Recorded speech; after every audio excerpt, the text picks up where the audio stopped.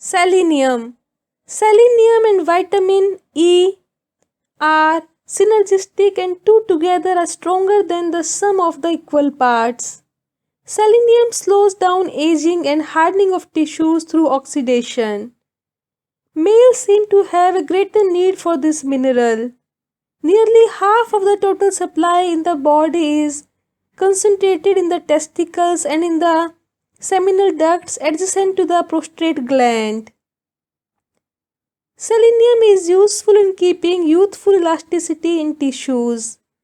It alleviates hot flushes and menopausal distress. It also helps in prevention and treatment of dandruff. This mineral is found in brewer's yeast, garlic, onions, tomatoes, eggs, milk, and seafood.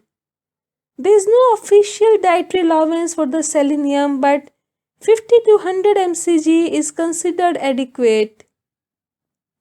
Deficiency of this mineral can cause premature loss of stamina.